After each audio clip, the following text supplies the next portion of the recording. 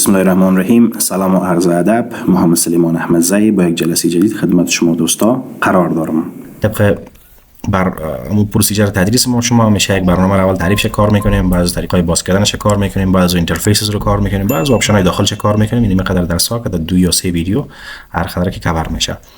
حالا در برنامه وردپد که ما شما میخوانیم تعریف از این است که وردپد عیناً مانند برنامه نوتپد بوده. تنها فرقی که وجود دارد این است که در این برنامه میتونیم نوشته‌های خود را شکل داده و از رنگ‌های مختلف استفاده بکنیم، کاری که در برنامه نوتپد نمیتونستیم انجام بدیم. یعنی یک تکست که ما شما مثلا در نوتپد نوشته می‌کردیم نمیتونستیم مثلا بگیم عنوان ما اینی قسمت باشه، یا مثلا بولد باشه، یا مثلا یک ذره رنگش سرخ باشه، تغییرات افکت‌های مختلف دیگر نمیتونستیم. یک برنامه ساده تکست بود که میتونستیم بالای کل مینوهاش خواندیم. اما در وردپد کمک همون تکست سافت‌ور ما شما یا همون کماند تکست ما شما کمک ادوانس است، کمک آپشن‌های بیشتر داره. اما در کلیات وردپد هم برنامه‌ای است که شما رو در حقیقت بر حساب برنامه ورد آماده می‌سازه. چون از لحاظ شکل ظاهری شی پی تی بگم بسیار با برنامه مایکروسافت ورد مشابه هست. یک شاگرد که میخوانه زمانی که داخل ورد میشه بخی احساس نمیکنه که در انوایرمنت بخی جدید داخل شده. یعنی یک کمک یک کلو می داشته باشه که ورد یعنی چی هست. وردپد به شکل اشکال شما رو آماده از برنامه می‌سازه. خب بعد از تعریفش از کجاها میتونیم برنامه وردپد ما شما باز بکنیم؟ طریقه بسیار زیاد داره. یک چند طریقش براتون میگم، باز هر طریقش که براتون آسان بود و معمول بود و جالب بود اون طریقه رو روزمره باز میتونید استفاده بکنیم. طریقه اولش که استارت منیو زمانی که ما شما میریم پوینتر سکن زمانی که اینجا میایم در کاتگوری W و یک چیز داریم به نام ویندوز اکسسوریز. در اینجا سکن نوتپد روز گذشته که خواندیم پوینتر از این در حرف W سکن وردپد هم داریم. اون با محض کلیک کردن برنامه وردپد باز میشه. ببینید شکل ظاهر پروگرام مایکروسافت ورد داره. البته ابتدایی ترش از ورد باز آپشنش بیشتر است، اما از نوتپد که یک ذره ادوانس است، از ورد که پایین‌تر است. خب طریقه دوم باز کردن چیه است؟ کنین شما پروگرام وردپد از اینجا در این لیستی که موجود هست میتونین این در استارت منیو پن بکنین. سرش کلیک راست میکنین، برش میگین پن تو استارت که این قسمت این از داخل اپ لیست این براتون میره در بخش کاتگوری یا لیست کاتگوری ما شما در اینجا این پن شدگی است که قبلا این کل سیتینگ استارت منیو رو برسن پیاد ما کار کردیم کلش هم کامل اینجا یاد میشه. بعدا میتونین برای بار دوم از اینجا رو استفاده بکنین، یا میتونین که حتی به جای استارت منیو در قسمت تاسک بار که این قسمت پایین تاسک بار میگه اینجا رو پن بکنیم یا سنجاق بسازیم، یا از اینجا کلیک راست میکنیم میگیم پن تو مثلا تاسک بار برش میگن، یا اگر اینجا نباشه چون اینجا خودش پن کردگی آوردیم اما آدرس اصلیش موقعیت اصلی ازو که اینجا هست همینجا کلیک راست میکنیم یا میگیم پن تو استارت یا برش میگیم پن تو تاسک بار. در نهایت رو در تاسک بار پن میسازیم اینجا. حالا همیشه در تاسک باری موجود است. هر زمان وردپد کار داشتم کلیک میکنیم باز میشه، بس کلیک کنیم بسته میشه. خب اگر نمیخواستیم یا سرش از اینجا یا از اونجا کلیک راست میکنیم میگیم unpin from تاسک بار. بعد از اینکه برنامه وردپد یا از دو سه آدرس که باز تونستیم میتونیم ما شما طریقه آسان‌تر بریم داخل رن. شارتکت رن است ویندوز کی جمع آر، ویندوز کی آر. خب رن خصوصیت داره که همیشه نام برنامه کامل باید نوشته شه، یعنی یک حرف ما کم زیاد میشه ای وارنینگ میده. در مثلا این دی ازی نباشه یا تی بتون یک چیز دیگه بتون اشتباه این تو وارنینگ میده، یعنی کامل باید نوشته شه. بعد از این تر میگن برنامه وردپد باز میشه. اما یک چیز مشابه پوینتر به نام سرچ داریم. یک ویژگی داره که نیاز به نوشتن کامل نام حرف نداره، نام برنامه. مثلا تا یک دبلیو خالی نوشته کردیم هم ورد آورد هم وردپد آورد. وردپد کماند اوپن داره، این ریسنت فایلایش هست، آخرین فایلی که مدلشان کار کردیم سیوشان کردیم.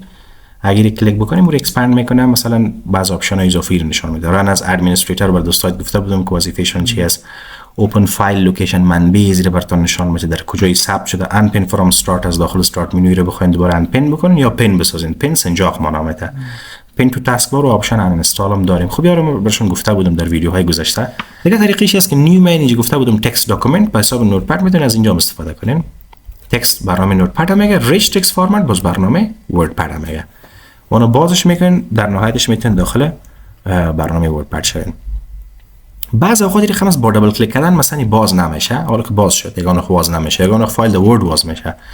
او دلیلش این باشه که در بخش اوپن ویت اینجا انتخاب شده مایکروسافت ورد. از اون خاطر شما یک بار باز میین وردپد انتخاب میکنین، باز دیگه این مشکل نشان نمیده. هر وقت شما از اینجا فایل ریچ تکست فرمت میارین او رو براتون داخل برنامه وردپد باز بکنن، نه در برنامه ورد. بعد از اون شما یک چیز دیگه داریم به نام شارتکت. اینو براتون گفته بودم در شارتکت از طریق شارتکت میرین در روی دسکتاپ شارتکت زیر میسازید. یک پرابلم الازی است که آدرس زیر ما شما نمیفهمیم. مثلا آدرس زیر ما شما قبلا در نوتپد براتون گفتم که نوتپد باشه یا پن باشه یا ماشین حساب یا کل از اینیا آدرس دیفالتشان در دس پی سی زمانی که میریم لوکال درایو سی ویندوز اینجا ما شما یک فولدر داریم به نام سیستم سی و کلش اینجا موجود هست. اگر نوتپد بپالین، اگر ماشین حساب بپالین، اگر کدام سافتور دیگه رو بپالین در نهایت هم اینجا موجود هست. مثل نوتپد اینجا موقعیتش هست. اما برنامه وردپد این لیست نیست. اگر ما دبلیو رو کلیک کنیم حرف وردپد اینجا وردپد رو بپالین پیداش نمیکنین. به این خاطر است که ما شما یعنی اگر شما از طریق شارت کت برین باید آدرس بفهمید که ما کجا میرم. براوز باید برین بر اساس آدرس پیش برین. یا آدرس براتون میگم بودی شارت کت خودش کار میده. اگر آدرس برنامه وردپد متفاوت است. وردپد زمانی که من لوکال درایو سی پروگرام فایل باید برین. و اینجا یک فولدر داریم به نام ویندوز NT نیو تکنولوژی ما نام NT. اینجا کامل این اکسسوریز وردپد اینجا موجود می باشه خلاف دیگه برنامه‌های ویندوز. از اینجا رو میتونین باز بکنین. در پولی از ما شما چون آدرس شفامیدیم این آدرس است. اگر طریق شارت کت هم بریم میتونیم بگیم یک شارت کت زیر به ما در دسکتاپ بساز. براوز مثلا میگیم در دس پی سی و لوکال درایو سی پروگرام فایل ویندوز NT اکسسوریز برنامه وردپد در دسکتاپ میخوایم به نام وردپد باشه یا به یک نام دیگه باشه. مثلا من میگم به نام اسد باشه. وردپد هم میتونستیم انتخاب کنیم. فینیش میگم مثلا در دسکتاپ برای شما یک شارت کت از برنامه وردپد آوردم و به نام اسد است. کلیک میکنیم میره برای شما باز میکنه. یعنی از طریق شارت کت هر سافت ویر میسازین میتونین به صورتی که آدرس رو بفهمین. بعد از این ما شما چی داریم؟ یک طریقه دیگه رو براتون در وردپد گفته بودم که شما میتونستین در رن برین یک پروگرام به یک نام بخی دیگه آواز کنین. احمد و محمود وردپد هم کارم میتونین. خب اگر بعضی اشتباه میکنن فکر میکنن که مثلا چونینی آدرس هست میگن بیا اگر ما دمی آدرس گیره پرتیم این کار میکنه. مثلا ما با نام وردپد هم داشتیم به نام اسد هم میره داخل آدرس اصلی داریم. اما قال ما بیایم داخل رن نشه کنیم اسد وارنینگ میده. چون رن کاست که رن هر فولدر نمیتونه سرچ بکنه. فولدرهای مخصوصی که به اون معرفی شده رو میتونه سرچ بکنه. حالا اگه ما می کار تصمیم داشتیم در اون فولدر باید بندازیم که رن میشناسه. مثلا که ما شما روز گذشته همون کار انجام دادیم. اینجا من در فولدر دس پی سی درایو سی من ویندوز بعد از فولدر ویندوز 32 رو باز میکنین. ویندوز سیستم 32 که روز گذشته کار کردیم. اگر اون وقت با ماوس میتونین به فولدر آخر و به فولدر اول برین. یک طریقه دیگه هم داره. کنترل هوم کنترل اند. کنترل اند که فشار میدین شما رو با آخرین فولدر یا آخرین فایل همون فولدر انتقال میکنه. کنترل هوم که فشار میدین برعکس شما رو در فرست فایل و کنترل اند شما رو در لاست فایل میره.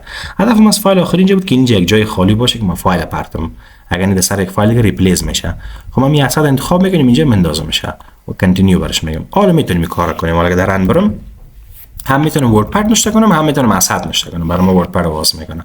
به خاطر اینکه فولدری که رن امروش اسوسییتد است ایمی فولدر از کل فولدرها رو سپورت نمیکنه. اگر نمیخواستین خب ما از اینجا پس چه میکنم دیلیتش میکنم. یک موضوع دیگه مثلا یگان شاگردها یگان وقت داخل فولدر که میشن میگن مثلا نام فولدر اینجا میگن از اینجا که منبع اصلیش هست از اینجا میگن که والا وردپد نیست دیلیت کرده کس. یا میگن نام فولدر اینجا تغییر دادن.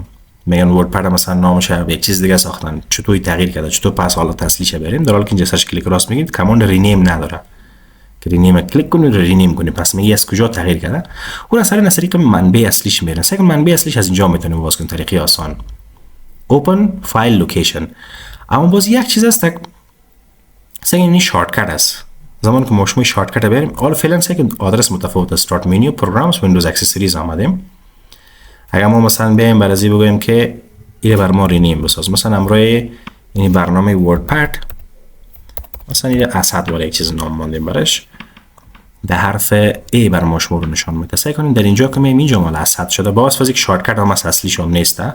ببینین چون نظر به سورت باز در بالا رفته که ابای پیشر در وردپد در پایین در حرف دبلیو آورده بوده شال در حرف ای در بالا آورده شه اسد.